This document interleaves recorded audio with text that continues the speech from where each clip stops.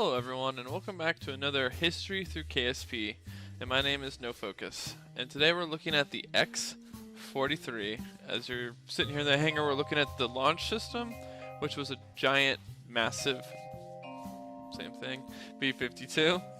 And we'll do a more detailed video of how I built this. This video is mostly about the payload, which we're looking at now. Put together, strapped to a solid booster rocket. The X-43 was roughly the size, it was really small. And that's why it was really hard to make in KSP using stock pieces, but I really liked the way it looked and how it acted, and it actually acted pretty much the same way.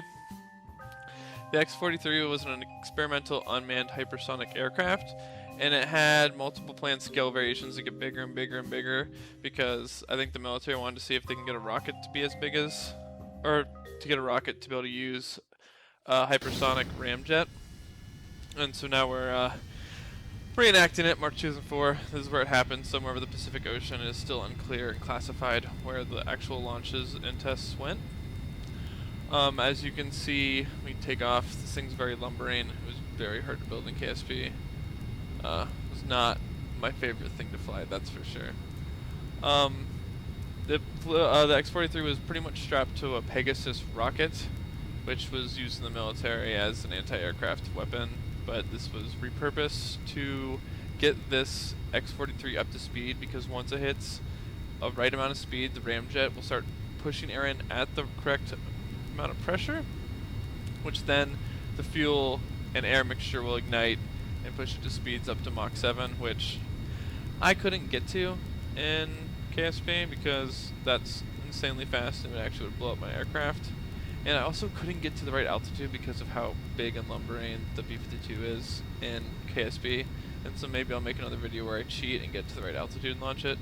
But the launch profile is still the exact same. There's the mud in the background. Pretty good shot there. This program was ended though. They kind of got what they wanted from it. They moved on to newer versions of the X-43. I can't remember the name of the new one that came out recently that they're testing.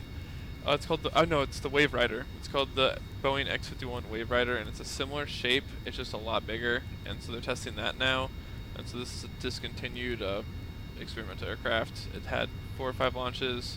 First launch was a fail. Within 13 seconds, the Pegasus rocket dipped, and they say it's because the starboard elevon was broken.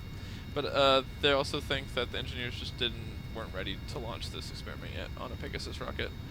And so, this is a crazy awesome aircraft. You can see me trying to get up to the right altitude. My thing's going very slow, 150 meters per second. But hey, we get there, and this is a really challenging launch. You can see me save. I had to run this back so many times because it's very hard to control this stick. It's like a stick that's a rocket. Not a lot of control surfaces on it. Just very small fins for the rocket, which are accurate, and then the very, very small surface area of the X-43 itself. And so you can see me, here we go. Turn on the RCS, give me some control, because the X-43 it's really hard to control, and it had a control system in it. Boom, look how pretty that is. And we're off. And so this rocket would get the aircraft up to Mach 4.5, I think, and then it would fall off and the X-43 would go. And so that's what's going to happen here in a few seconds. It's going to run it, boom, eject, scramjets up to speed, which actually in KSP, this aircraft is up to the right speed for this engine, which is a scramjet engine in KSP. So this is really awesome.